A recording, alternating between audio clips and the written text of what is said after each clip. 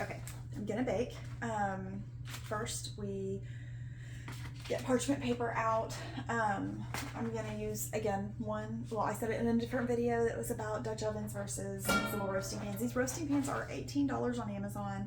I think it's a 3-quart roaster.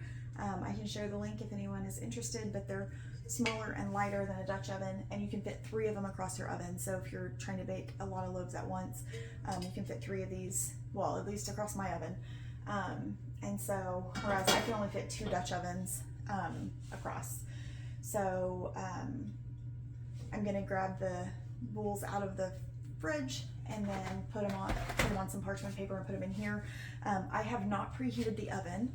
I'm not gonna show you how to preheat an oven because you obviously know, but in my Google Doc, there's some notes about cold baking versus preheating the oven. You can do it either way. It really does not make a huge difference.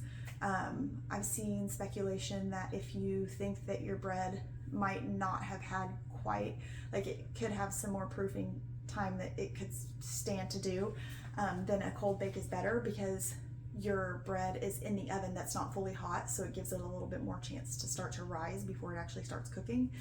But I usually cold bake just to save the preheat time. You're gonna bake it at 450. If you're in the US, I don't know about Celsius, but so Fahrenheit, 450. And I usually start, so I put the bread in here. We spray it with water to give it some extra moisture. So I'll show you that. But then I put it in the oven and then start the oven to 450, or sometimes I'll start it right before I, get it out and put it. And then I usually just add like 5 minutes to the bake time. So it has never not worked. So it's fine. It's a thing that people do, and you can choose whether to preheat or not. If I'm preheating, I usually do 25 minutes for the first stage of baking, 30 if I didn't preheat. And then usually the second, once I come and take the lid off, I'm gonna do 20 more minutes usually.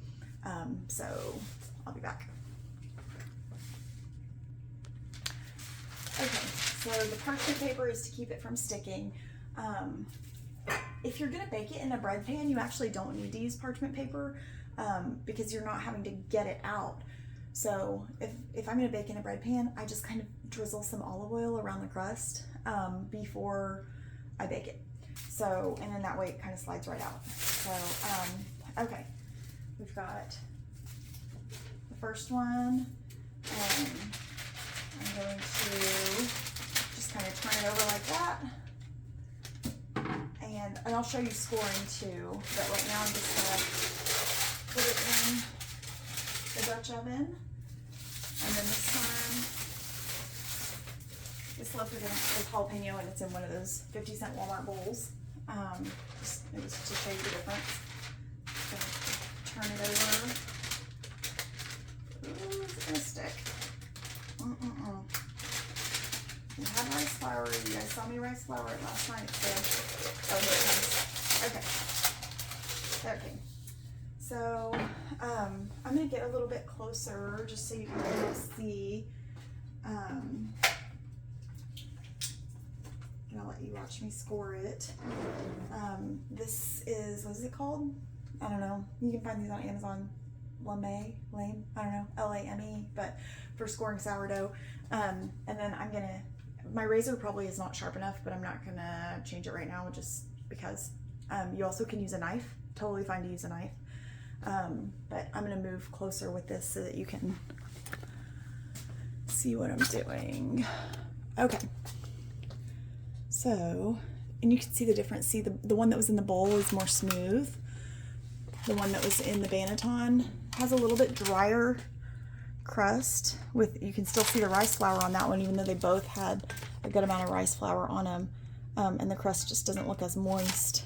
And then this one looks a little wet. I mean, it's totally fine. Both of them are going to be totally fine. And so yeah, I'm going to, well, okay, I am going to actually pause it and come back. I'm going to change my razor after all because I want it to be sharp so I can show you how to give a good cut to get an ear. Okay, I decided actually to do one of each. So I got, because sometimes I just grab a steak knife and score it. So I'm going to show you with this so you can see how it is when you have the actual tool. I don't know which one to do which.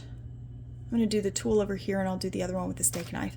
So you're going to want to score it. Be so careful with this. I cut myself with these occasionally if I like don't have it in the drawer without the cap on it or whatever, and yeah, it's awful. Okay, so you want to dig pretty deep. I don't know, I may have overproofed this, so I'm not going to get a good ear, but I'm going to try to show you so that we have the chance to. You're going to want to like dig it in. Okay, so you want to cut pretty deep and then come around here and do the other side, and you can even, you want to score it no matter what so that it kind of so that it has room to expand, but you can even kind of lift up. See this, and also this may not give the best ear because this is more wet, and I do feel like sometimes a banneton is helpful with that. But here's the thing, no matter what, you're still going to have a perfectly good loaf of sourdough. So this razor does not actually feel very sharp, and it's a new one, but it's one that came with these in the package. Okay, so that one's scored, and then this one I'm just going to use a non-fancy steak knife, and I'm not going to try for an ear. I'm just going to give it a crisscross. You don't have to score deep. You just want to make sure it has room to expand. Sometimes if you don't, it will like just blow out the side or something. So I'm gonna crisscross that. Okay. And this one will look more rough and just, it'll kind of expand open like that, but it's totally fine. Does not have to be fancy. Okay, my steak knife maybe really isn't sharp enough, but I've done it before. It was totally fine. Okay, I'm gonna cut in a little bit deeper with the razor. So there we go. My point in doing that was just to kind of show you that even if you don't have like the perfect tools, it's totally fine. People literally used to make this when they were traveling in covered wagons, right? Like it does not have to be fancy. It's such an easy process. Okay, I'm gonna spray it with with water, just to give it some moisture. There is talk about that being what helps it get bubbly on the crust. But then I've seen something that talks about the proofing being what actually determines that too. So I'm going to cover them both, and I don't care if there's a little bit of parchment paper hanging out. And then I'm going to start the oven. Oh, bake. You're going to go to 450. And then I'm going to put them in and start a timer. So we are preheating to 450. I'm going to start the timer, and then we'll be back to take the lid off in 30 minutes.